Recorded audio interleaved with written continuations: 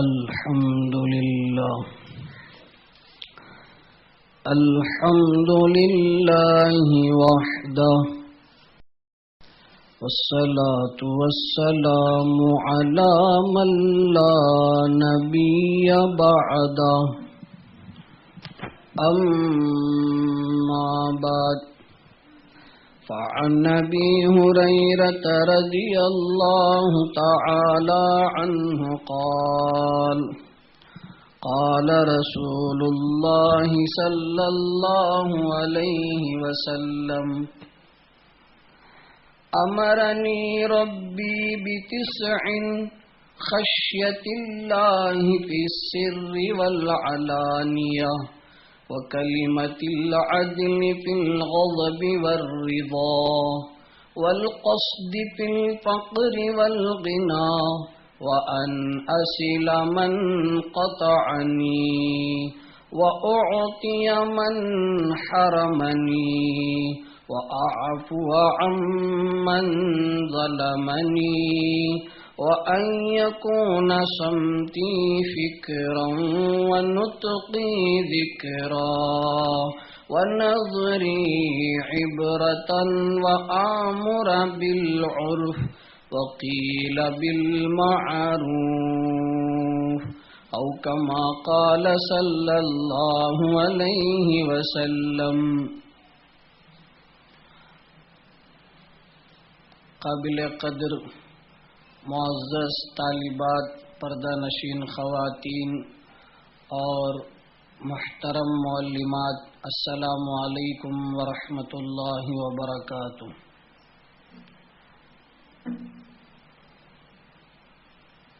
اس وقت آپ کی خدمت میں مشکات شریف کی ایک حدیث پڑھ کر سنائی گئی ہے. میں مختصر وقت میں مختصر طور پر اس حدیث کو آپ کے سامنے سنا رہا ہوں. حضرت ابو ہریرہ رضی اللہ عنہ اس حدیث کے راوی ہیں.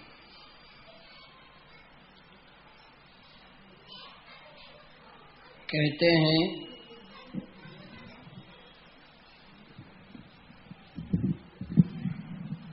کہ رسول اللہ صلی اللہ علیہ وسلم نے ارشاد فرمایا، امرنی ربی بتسع، مجھے میرے رب نے 9 باتوں کا حکم فرمایا. سوال یہ ہو سکتا ہے کہ اللہ نے حضور کو یہ 9 باتیں حکم کے طور پر بتلایا، تو حضرات محدثین نے فرمایا کہ حضور کے واسطے سے پوری امت کو یہ 9 باتیں ہیں.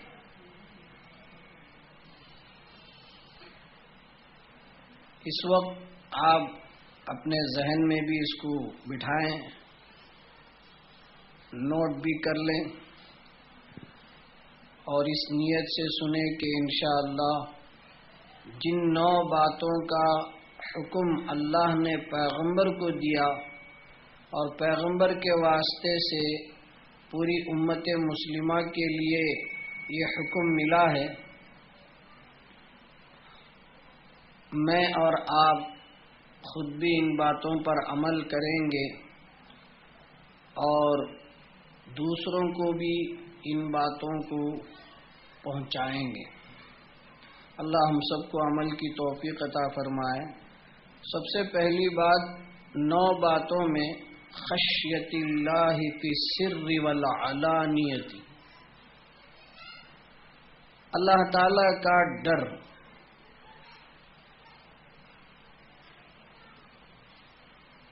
آدمی کو اللہ کا ڈر نصیب ہو جائے بہت بڑی نعمت ہے. آج رونا اسی پر ہے، باپ کا ڈر ہے، بیٹے کا ڈر ہے، شوہر کا ڈر ہے، بھائی کا ڈر ہے، استاذ کا ڈر ہے، فلاں کا ڈر ہے، لیکن اگر ڈر نہیں ہے تو اللہ کا ڈر نہیں۔ بندہ مجمع میں کسی غلط کام کے کرنے سے ڈرتا ہے، کیوں؟ لوگ دیکھ رہے ہوتے ہیں۔ وہی اگر بندے کو خلوت کے بجائے جلوت مل جائے، نہیں جلوت کے بجائے خلوت مل جائے، مجمع کے بجائے اکیلا پن کا موقع ہو جائے، تو آدمی ڈرتا نہیں، اس لیے کہ اس کو کوئی دیکھ نہیں رہا ہے۔ بند کمرے میں کھڑکیاں بند ہیں، دروازہ بند ہے، تو اب آدمی یہ سمجھ رہا ہے کہ اب مجھے کوئی دیکھ نہیں رہا ہے۔ لیکن اگر اس کے ذہن میں یہ بات آ جائے کہ کوئی تو نہیں دیکھ رہا ہے لیکن خدا تو دیکھ رہا ہے،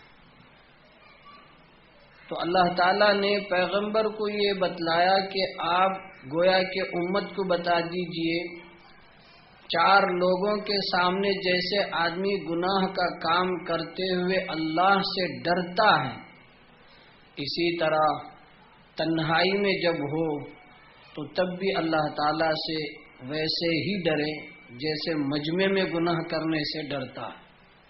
یہ پہلی چیز ہے خشیت اللہ فی السر والعلانیت، اللہ کا ڈر تنہائی میں بھی، چھپ کر بھی، مجمع میں بھی، جلوت میں بھی، لوگوں میں بھی، سب جگہ ہر موقع پر اللہ کا ڈر ہو۔ بولنا بہت آسان ہے، بولنے والے کے لیے بولنا آسان، سننے والوں کے لیے اس سے بھی آسان۔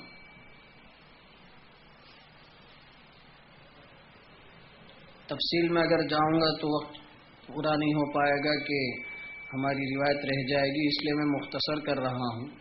بہرحال اللہ مجھے، آپ کو، پوری امت مسلمہ کو تنہائیوں میں اور مجمع میں ہر جگہ اللہ کا ڈر نصیب فرمائے۔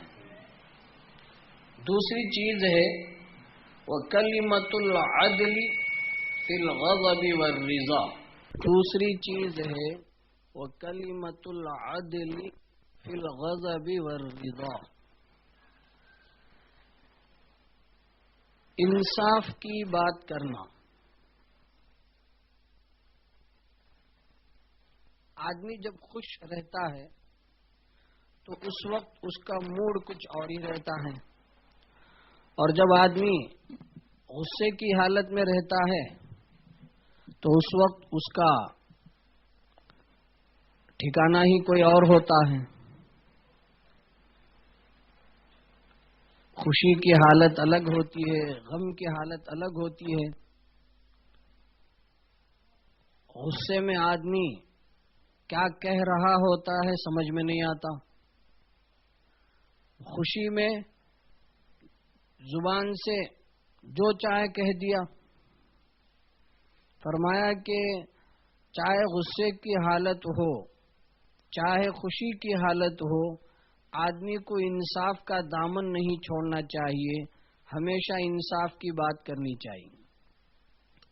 ایک کتاب ہے مفید الطالبین، اس کے اندر ایک محاورہ عربی میں ہے، اول الغضب جنون وآخرہ ندم، کہتے ہیں غصے کی ابتدا دیوانہ پن ہے۔ آدمی کو جب غصہ آتا ہے تو مینٹل ہو جاتا ہے، دیوانہ ہو جاتا ہے، وہ کیا کر رہا ہے اس کو پتہ ہی نہیں چلتا، کیا کہتا ہے وہ بھی پتہ نہیں چلتا۔ وآخرہ ندم، جب ٹھنڈا ہو جاتا ہے، تھوڑی دیر وقت گزرتا ہے تو اب پریشان، شرمندہ، اور اوپر سے اب کہتا ہے میں غصے میں بول دیا۔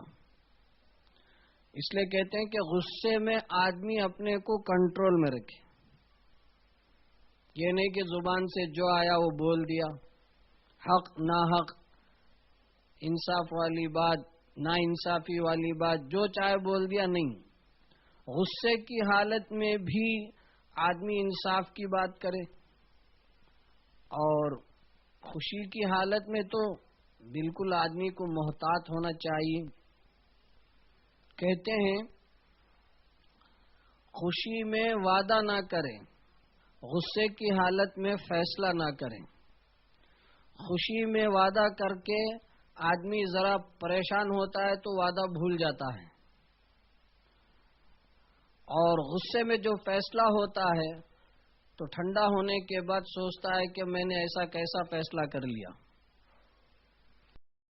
اس لیے خوشی میں وعدہ نہیں کرنا ہے، غصے میں فیصلہ نہیں کرنا ہے۔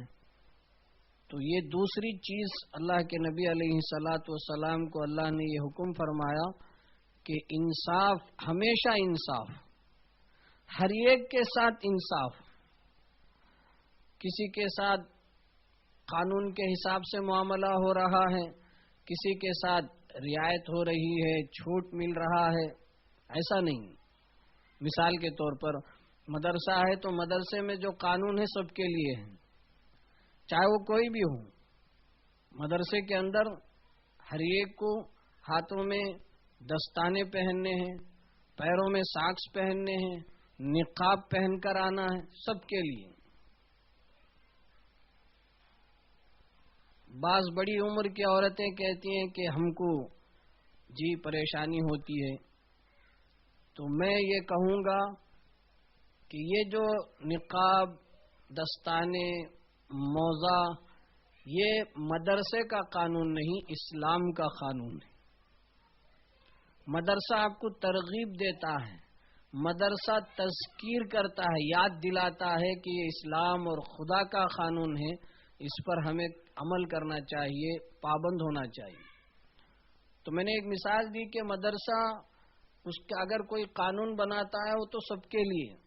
اب مدرسہ چلانے والے اور پڑھانے والوں کی ذمہ داری ہوگی کہ یہاں کسی کی رعایت نہ ہو، کسی کا ملاحظہ نہ ہو، بس ہر ایک کے ساتھ ایک ہی نظر میں، سب کو ایک ہی نظر سے دیکھیں، ایک ہی انداز سے۔ ہاں، یہاں ایک فرق یہ ہو سکتا ہے کہ اگر کوئی ذہین ہے اور اس کو مثال کے طور پر نورانی قاعدہ اس نے تجوید سے پڑھ لیا، اب ناظرہ بھی شروع میں سبق پڑھ رہے ہیں، اب سبق جو ہے خوب صحیح طریقے سے یاد بھی ہو رہا ہے، روانی بھی ہے، اور اس کے ساتھ ساتھ ایک دوسرے بھی ہیں وہ بھی پڑھ رہے ہیں۔ اب ان کو مثال کے طور پر تھوڑا پاؤ پارا ان کو سبق دیا گیا یا پاؤ صفا سبق دیا گیا، لیکن یہ پاؤ صفا گھر میں اور یہاں آ کر محنت کر کے آرام سے سنا دیتے ہیں۔ تو اب یہ نہیں کہا جائے گا کہ بھئی جو اچھا پڑھنے والے ہیں ان کو بھی اتنا ہی سبق دیا جائے اور جو کم پڑھتے ہیں ان کو بھی اتنا ہی دیا جائے۔ یہ یہاں قانون اور ایک نظر کی بات نہیں چلے گی۔ ہاں، اگر جماعت بندی ہے، کلاس ہے، جیسے 5th اسٹینڈرڈ ہے اسکولوں میں، 4th ہے، 3rd ہے، 2nd ہے، اور آگے جو ہے 6th 7th، تو اس کلاس میں جماعت بندی ہوتی ہے۔ وہاں ایسا نہیں کیا جا سکتا کہ بھئی ایک طالب علم کو آج ایک صفحہ سبق پڑھا دیا، دوسرے طالب علم کو آدھا صفحہ سبق پڑھایا، ایسا نہیں ہوتا۔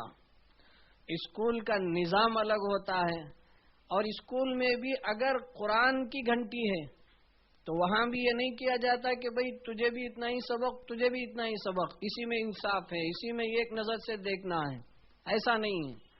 بلکہ یہاں تو جو آگے بڑھتا ہے اسے آگے بڑھایا جائے گا تاکہ وہ خود بھی آگے بڑھے اور اسے دیکھ کر دوسرا بھی آگے بڑھے۔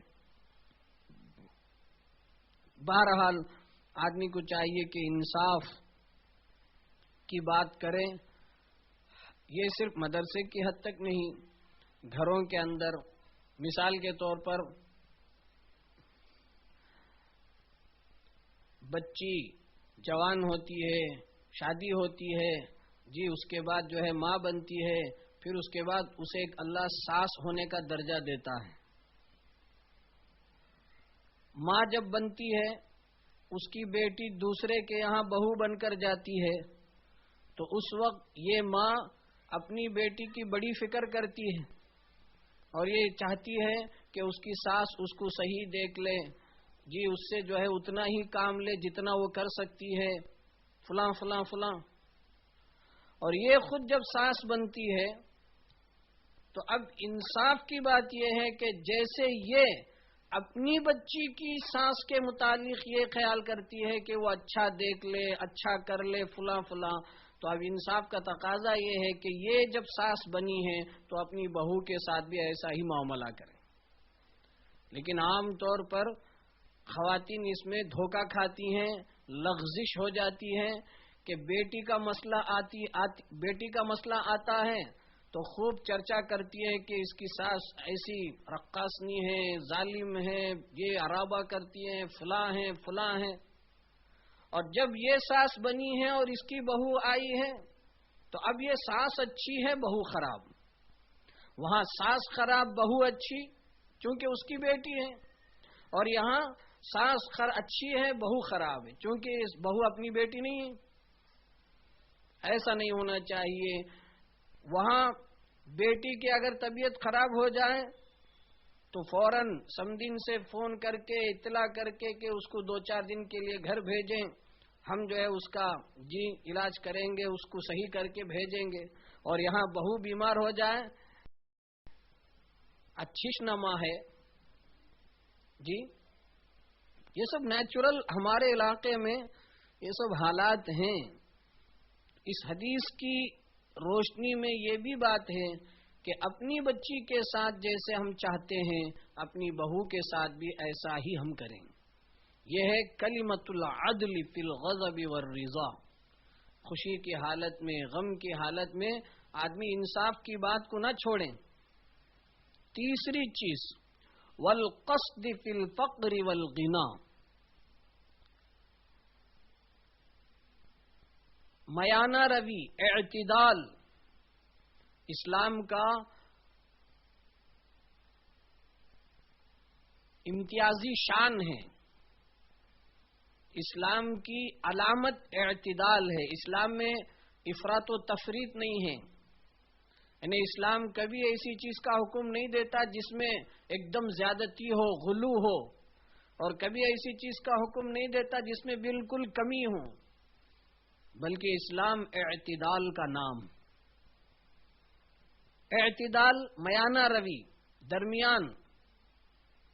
اس کو سمجھنا ہو تو ہماری زبان میں، ہمارے علاقے میں بولتے ہیں جتنی چادر اتنا پیر پھیلاؤ. چادر سے زیادہ پیر پھیلاؤ گے یا تو چادر پھٹے گی یا پیر چادر سے باہر آئے گا. یہ ہے. اور یہاں فرمایا والقصد فی الفقر والغنا.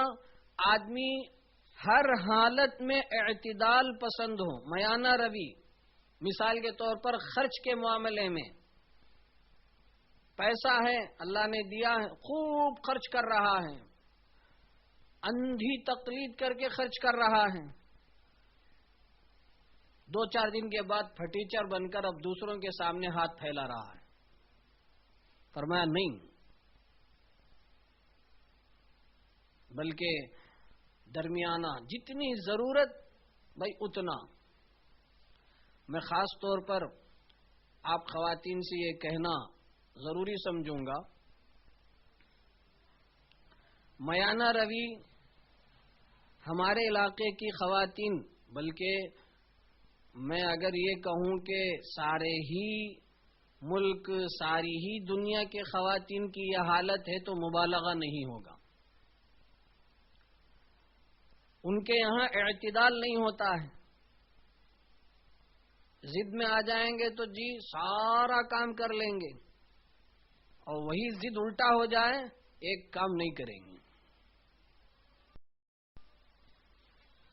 ہماری زبان میں بولتے نہیں، جوش آ گیا سارا گھر چمکا کر رکھ دیں گے، نیچے سے اوپر دھونا، صفائی، دھلائی، کٹائی، پٹائی سب. اور اگر ناک میں غصہ آ جائے ایک گلاس ادھر سے ادھر ہٹے گا نہیں.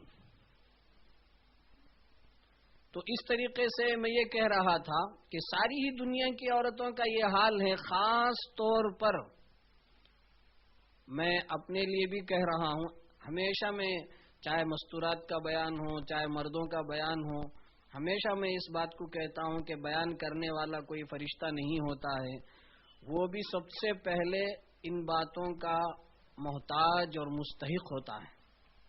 تو اس لیے کہیں ایسا گمان نہ ہو کہ جی حضرت بہت بڑے فرشتے ہیں، یہ سب ٹھیک کرتے رہیں گے. اپنے کو جوڑ کر کہہ رہا ہوں، اور تجربے کی روشنی میں اور ہمارے سامنے جو حالات آتے ہیں ان کی بنیاد پر میں یہ بات عرض کر رہا ہوں کہ عام طور پر خواتین کا پیٹ کپڑوں کے سلسلے میں بھرتا نہیں. ان کے پاس مثال کے طور پر ابھی ہمارے سامنے ایک مسئلہ آیا تھا، میں نام لیے بغیر کہہ رہا ہوں کیونکہ کئی مسائل آتے ہیں تو ہم ہر ایک کا نام لے کر کہیں گے تو لوگ ہمارے پاس آنا چھوڑ دیں گے. ایک مسئلہ آیا کہ بھئی شادی میں جتنے کپڑے ڈالے گئے تھے وہ کپڑے ابھی تک پہن کر سیکنڈ ہینڈ نہیں ہوا ہے، پرانا نہیں ہوا ہے، ایک مرتبہ بھی پہنا نہیں گیا، لیکن ادھر سے ریکوائرمنٹ اور ڈیمانڈ بڑھ رہا ہے کہ مجھے جو ہے کپڑا لے کر دو، کپڑا لے کر دو. میرے جی شوہر کو جو ہے ٹارچر کیا جا رہا ہے، پریشان کیا جا رہا ہے. میں یہ کہوں گا کہ یہ اعتدال سے ہٹ کر ہے، اس میں میانہ روی ہونا چاہیے. بہرحال وقت ہو رہا ہے اس لیے میں مختصر کر رہا ہوں. تو خلاصہ کلام یہ ہے کہ اعتدال ہو، تنگی ہے تب بھی اعتدال ہو، شکوے شکایت نہ ہو. بھئی ہمارے پاس اس وقت پیسہ نہیں ہے، چلو جتنا ہے اسی پر ہم اکتفا کریں گے. ہمارا شوہر اتنا ہی کما رہا ہے، چلو ہم اتنے ہی پر اپنی زندگی کریں گے. مال ہے تو اس کا یہ مطلب نہیں کہ اسراف فضول کریں، نہیں. مال ہے تب بھی ہماری ضرورت جتنی ہے اتنا ہی. میں آگے بڑھ رہا ہوں. چوتھی چیز ہے، اللہ کے نبی علیہ الصلاۃ والسلام کو اللہ تعالیٰ نے فرمایا وَأَنْ أَصِلَ مَنْ قَطَعَنِي. اس کو ذرا دھیان سے سنیے گا، اس کا تعلق خواتین سے زیادہ ہے.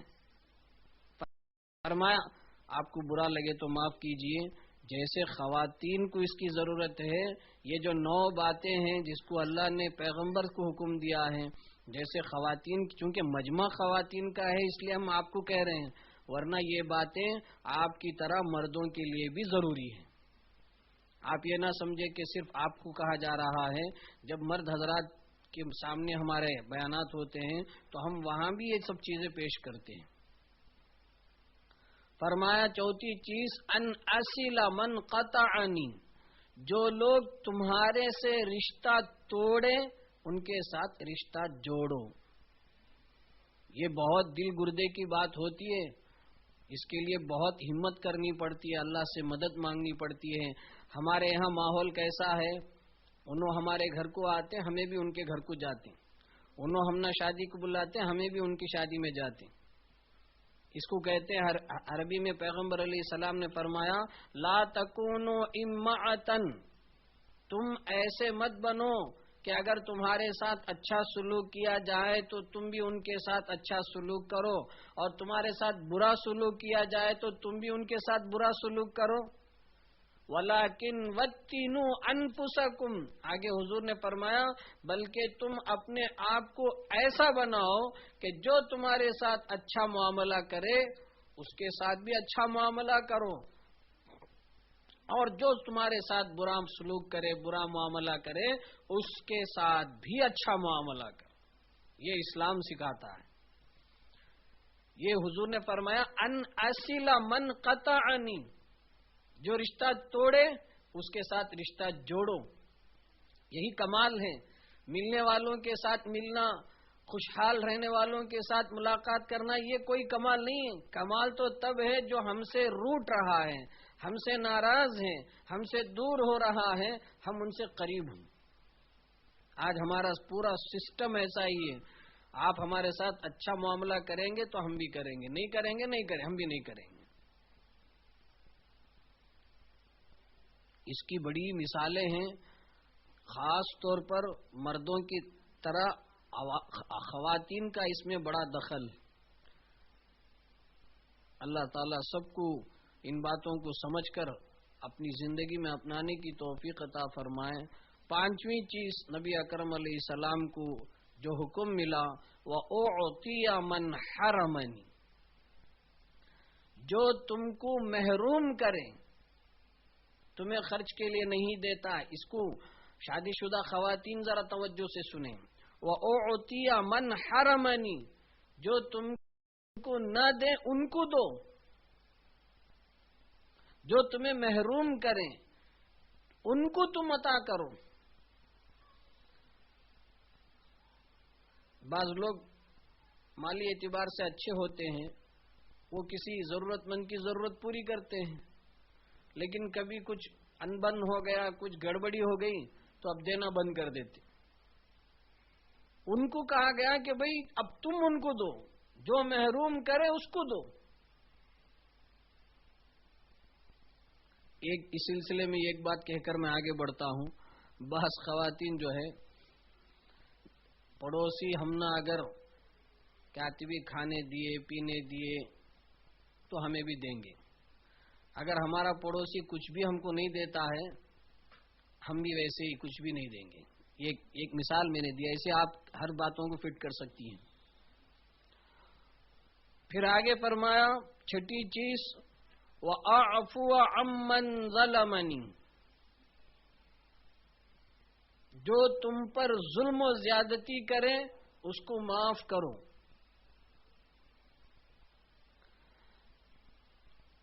ہمیشہ عورتوں کی شکایت رہتی ہے کہ شوہر جو ہے ظالم ہے، ساس ظالم ہے، جی فلاں فلاں ہے، نڑن ظالم ہے. اس حدیث پر غور کریں وَأَعْفُوَ عَمَّنْ ظَلَمَنِي، جو تم پر ظلم کرے اس کو معاف کرو. جب ہم کہتے ہیں، نصیحت کرتے ہیں، سمجھاتے ہیں تو بولتے ہیں حضرت صبر کی بھی ایک حد ہے، حضرت کتنا برداشت کرنا. دیکھیے قرآن مجید میں اللہ تعالیٰ نے فرمایا ان اللہ مع الصابرین، صبر کرنے والوں کے ساتھ اللہ تعالیٰ کی مدد شامل حال ہوتی ہے. صبر کی کوئی حد نہیں ہے کہ بھئی آدمی اتنی دیر تک صبر کرے بعد میں بے صبرا ہو جائے، ایسا نہیں ہے. شیطان ہم کو ورغلاتا ہے، پھسلاتا ہے اور راستہ ہمارا الگ بتاتا ہے کہ بھئی تم بہت صبر کر چکے، اب تمہیں صبر کرنے کی ضرورت نہیں، اب تم باہر آ جاؤ، کنٹرول سے باہر ہو جاؤ، تمہارا اپنا حق لڑو.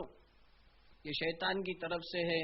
اس لیے ہمیشہ اگر ہم کو کسی سے تکلیف ہو رہی ہے، ہم کو معلوم ہو رہا ہے کہ فلاں سے ہم پر ظلم ہو رہا ہے، تو شریعت یہ نہیں کہتی ہے کہ آپ ہمیشہ مظلوم بن جائیں. تفصیل ہے، یہ نہیں ہے کہ ہم ہمیشہ جو ہے مار کھاتے ہی رہ جائے.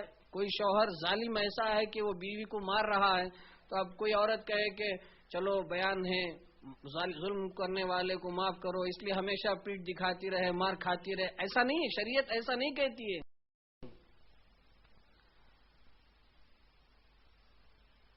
اس کی تفصیل ہے.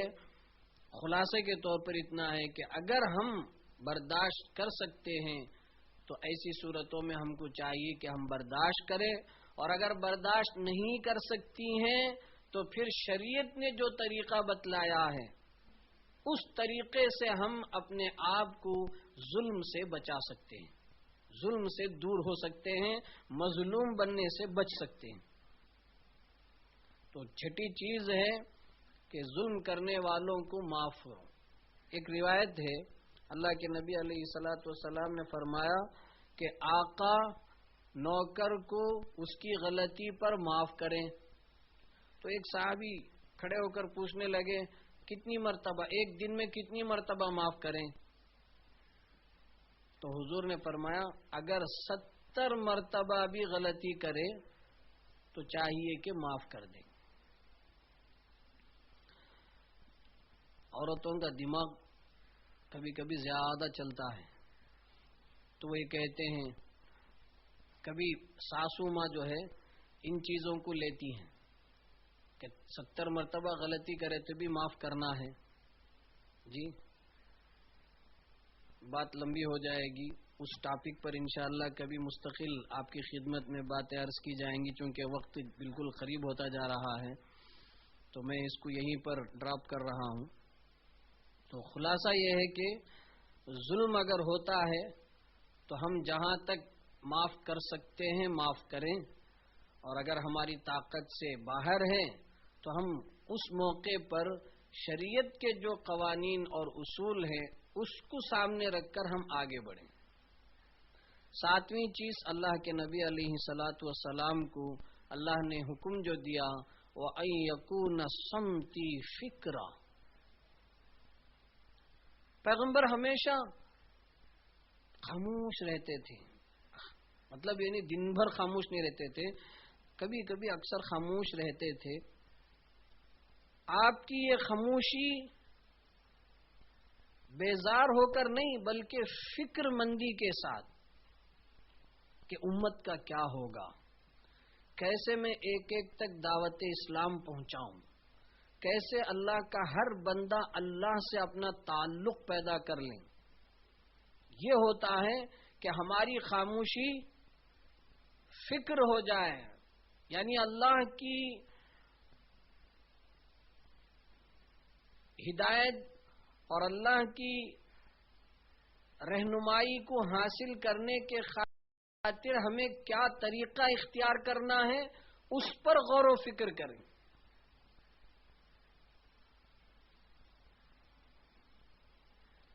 وَنُطْقِ ذِکْرًا، آٹھویں چیز فرمائی، جب بھی ہم بولیں ہمارا بولنا اللہ کا ذکر ہو، خیر ہو، ہماری زبان سے کوئی غلط بات نہ نکلے تو ذکر نکلے تو اللہ کی تعریف، اس کی بڑائی، اس کی حمد و ثنا، اس کی بزرگی، پیغمبر علیہ الصلاۃ والسلام پر درود، تلاوت، یہی چیزیں ہماری زبان سے نکلیں۔ وَنَظْرِي عِبْرَةً، نویں چیز اللہ کے نبی علیہ السلام نے فرمائی کہ میرا دیکھنا عبرت کے لیے ہو، یعنی ہم کسی بھی چیز کو دیکھتے ہیں تو دیکھنے کے ساتھ ساتھ ہمارے اندر ایک سبق ملے کہ بھئی یہ چیز ہے، اللہ نے اس کو کیسے بنایا ہے، یہ جب اتنی اچھی ہے تو اس کا بنانے والا خدا کتنا اچھا ہوگا۔ ہر چیز کو خدا کے ساتھ جوڑ کر دیکھیں، پہاڑوں کو دیکھیں، آسمان کو دیکھیں، سمندر کو دیکھیں، چاند، سورج، ستاروں کو دیکھیں، دنیا کے اندر اللہ نے جو بے شمار کائنات کے اندر مخلوقات پیدا فرمائے ہیں، ان مخلوقات پر جب نظر ڈالیں تو ہمارا یہ دیکھنا سرسری نہ ہو، بلکہ ایک ایک چیز کو دیکھ کر اللہ کی طرف متوجہ ہو جائیں۔ یہ 9 باتیں اللہ کے نبی علیہ الصلاۃ والسلام نے فرمایا کہ میرے رب نے مجھے حکم دیا۔ پیغمبر علیہ السلام نے ان سب 9 باتوں کے علاوہ ایک آخری بات امت کے فائدے کے خاطر ارشاد فرمائی، وَآمُرَ بِالْمَعْرُوفِ، اور میں لوگوں کو بھلائی کا حکم دیتا رہوں۔ ہم خود اللہ سے ڈر رہے ہیں، ہم خود ہمیشہ انصاف کی بات کر رہے ہیں، ہم خود تنگی اور مالداری کی حالت میں اعتدال کے ساتھ زندگی کر رہے ہیں اور ہم کسی کو نقصان نہیں پہنچا رہے ہیں بلکہ رشتہ داریوں کے ساتھ حسن سلوک کا معاملہ کر رہے ہیں، اور جہاں خرچ کرنے کی تو نوبت آتی ہے تو ہم خرچ بھی کرتے ہیں، ظلم کو برداشت کر کے معاف بھی کرتے ہیں، لیکن دوسروں کو ان باتوں کی ترغیب نہیں دیتے ہیں۔ ہمارے سامنے دوسرے بھی ہیں تو ہمیں چاہیے کہ ہم اچھائی کا حکم دوسروں کو بھی دیں۔ یہ امر بالمعروف اللہ کے نبی علیہ الصلاۃ والسلام کا اہم کام تھا کہ لوگوں کو بھلائی کی طرف بلاتے تھے اور اس کے ساتھ ساتھ برائیوں سے روکتے تھے۔ یہ میں نے مختصر اس حدیث کی روشنی میں، چونکہ ہمارے پاس وقت نہیں تھا، اس لیے میں نے مختصر صرف ترجمے کی بنیاد پر موٹی موٹی باتیں آپ کو میں نے بتائی ہیں۔ اللہ تعالیٰ مجھے آپ کو ان باتوں پر صحیح معنوں میں عمل کی توفیق عطا فرمائے۔